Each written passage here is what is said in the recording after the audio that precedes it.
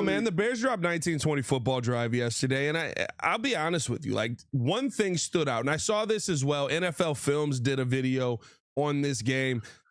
Rewatching this, bro, it's cinematic every single time. It doesn't matter how you watch it. I ended up just rewatching a game yesterday in NFL Prime Vision this time, and right, yeah, you really get to see how good that Bears defense was yesterday. Super chat in from Zane Gray, Music Master, said if Sean McVay wants to beat the Bears, he shouldn't be asking Matt LaFleur. Hey, that's what I like to hear. Little lack of confidence there. Five.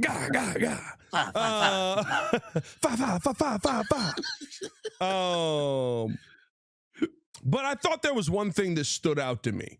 Yeah. And it's not something that you see from a lot of football teams. It's not something that, especially teams that get down 21-3 in the first half of the playoffs. And it was throughout the entire game. Okay. Everybody kept saying it. Offense, defense. We just got to get one. We just got to get offense the ball back. We just got to get them one. There is a confidence, a calmness, and a trust that this team has, not in just Caleb Williams or Ben Johnson, but in each other, that no matter what, no matter the situation, we got your back. If we can get you one opportunity to go be great, we know that you'll do it. Now, the defense ended up getting the Bears about 3 or 4 opportunities in the second half there, and it took until the fourth quarter for something to start rolling. But that's not something that you see on a consistent basis. In fact, it's not something that we've seen here in Chicago very often. And going from last year to this year, I think that is the Chicago Bears' biggest strength. When you talk about a team coming back 7 times, and we call them the Cardiac Bears, we can sit here and, they're so concerning, and you can't win games this way. But now, as I watched that episode yesterday, I see how they win games that way, because there never was a moment where the Bears went, I don't think we got this one, or it's getting too close. It's getting too tight. We got to start getting this going. Let's go. It was always give them one. Give them an opportunity.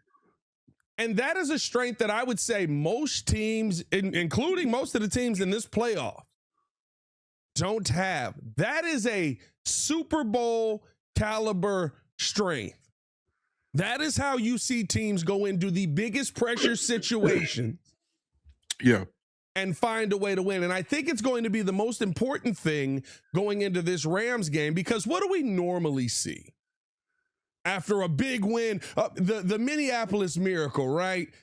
Case Keenum and another player who we haven't talked about much, but who is on this team, who has been a part of a big moment, right? Yeah. Case Keenum throws the football to Stephon Diggs. Good point. And Diggs, who was it? I can't remember who the defender was. It went under the ball. Yeah, he ended up going under Diggs. Diggs turns, he sees nothing but the end zone, takes off, touchdown Bears, and then 9 baby mamas later, he's on the Patriots, right? Like it was one of those things that you were like, this is great. Now, how do they continue next week? And they started off strong. They put up 7 immediately. Boom. Then they got beat 37-7. I think that their calmness is going to be the biggest strength going into this Rams game. And their trust in this team, because it doesn't get you too high, doesn't leave you too low at any point. I totally agree with you. I think the Bears have that Super Bowl mentality that you need to have, that they're never out of it. They have a resilience, and might I even add, they have a sustainability that shouldn't be sustainable. Like the way that they're winning games, you would expect at some point, you should have already expected at some point for it to fall off. We're talking about 6 game-winning drives and 6 comeback victories, I believe, in the regular season. Now you had one in the postseason. And it just keeps happening. It keeps happening. And at a certain point, you're like, all right, when is it going to not happen? Well, we haven't gotten there yet, and that's because of the confidence of the team. That's because everybody in that locker room believes that no matter what the situation is, when it is necessary for you to make a play, when it's necessary, as you said, we need that one, that's when the Bears will step up. Is it a pedigree normally for winning? No. I'll sit here and admit that no, you don't always want to be, on your last breath and on 4th and 8, and Caleb and the season is on the line, and he throws a Jordan logo throw to Roma Dunze. But we're here. And again, that's where you get the belief, is that you've seen the players believe because they've seen it time and time again work in their favor. They haven't seen it fail.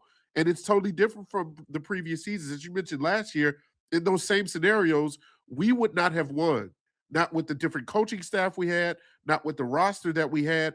And so there's something obviously that is different. It is the belief, it is the players focusing in on the details, it is everybody knowing, hey, we got to buckle down. This is exactly where we want to be in a sense. Caleb even said it in the huddle. He said, we got to right where we want to. This is where we want to be, right?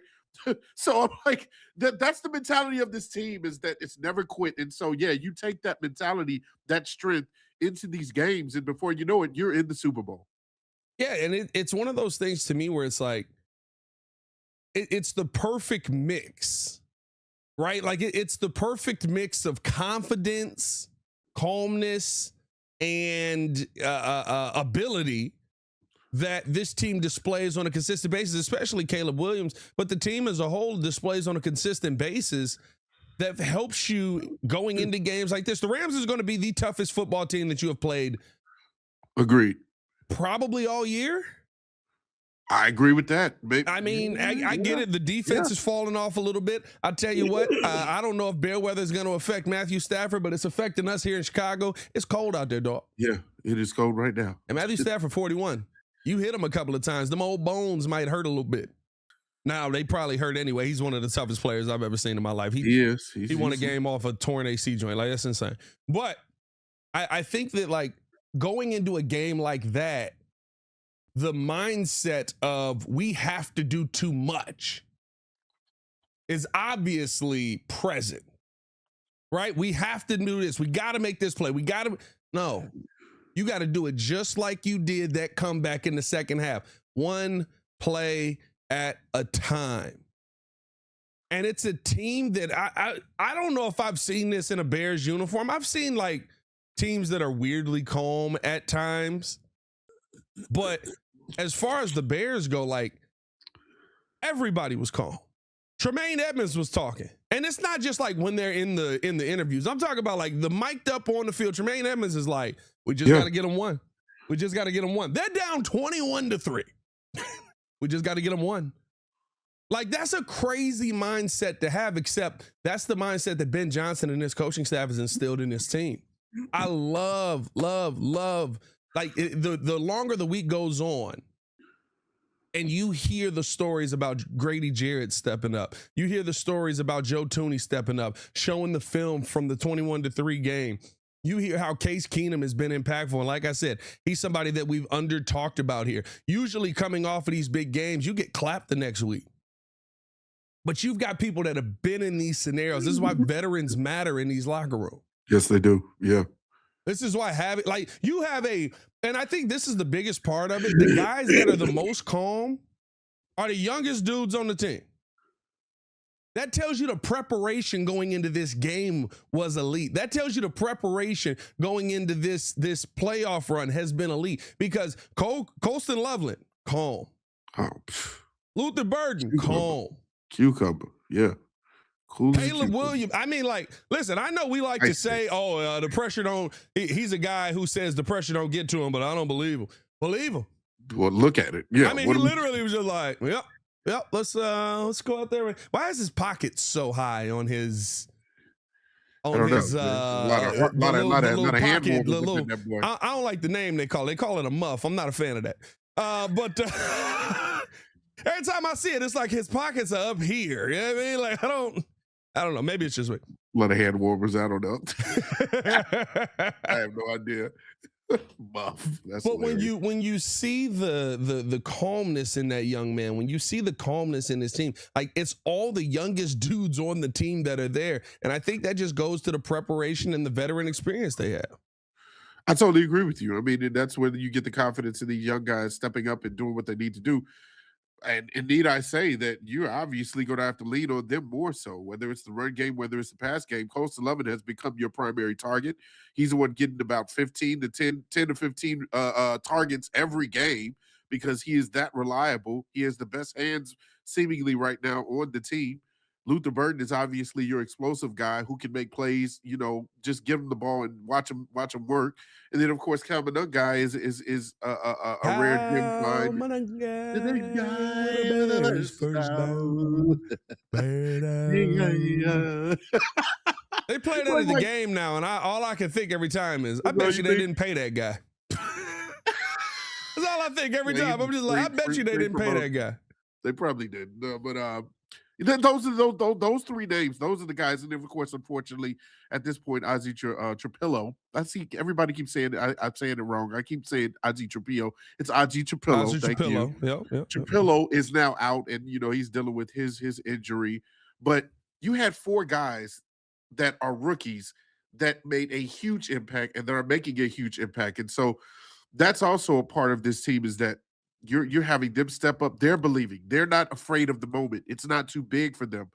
And that's where you get that veteran presence as well. As you mentioned, the Joe Tooney, that was next to Ozzie. The DJ Moores, that's next to Luther Burton. And Yeah. then obviously Cole Kmet and Colston Loveland. And you did, of course, you mentioned Case Keenum for Caleb Williams. So all of this, I feel like this is the perfect meshing of young and old, and everybody believes. Everybody has that confidence that's been instilled in them from the coaching staff, from Ben Johnson. And hey, again, I feel like this is what is going to propel them possibly all the way.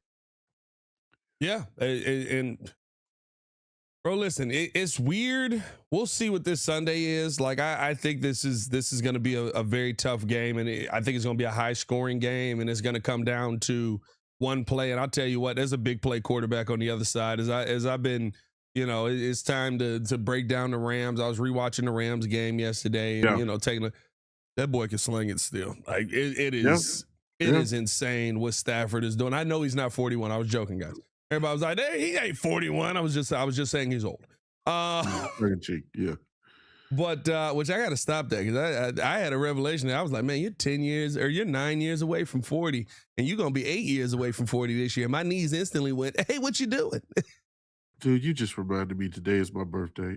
I'm 38. Oh, I'm look 38. at you. I'm 38. God. Oh, yeah, you're a lot closer to 40 to me. I'm old. Better get your affairs in order. Oh, I'm old. I'll send you the will. Yeah, please do. In the will, I will Patrick my Baltimore Orioles. And nobody want this. I got steaks though. I don't have money, but I got steaks. Oh, give you I all got the some steaks. I gotta be marinating some steaks today. Oh, you son of you! Might do a Friday, throw them on the grill type of thing. Shut up! Yeah. Friday, you gonna fry it in the cold? Nah, you grill it in the cold. Yeah. It was Chicago. Yeah. All right. Okay. I'm telling you, bro. They win the Super Bowl. He gonna let it fly. They win the Super Bowl. He gonna let it fly, bro.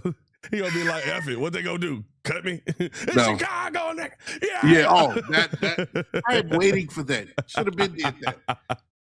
Yo, you actually made it to the end of the video, man. Shout out to you guys for supporting us like that. If you want to continue watching more Breeze content or check out the latest full-length podcast, check the link here or check out the Windy City Breeze YouTube channel where all the videos are available. Breeze Nation, love you guys, man. Peace.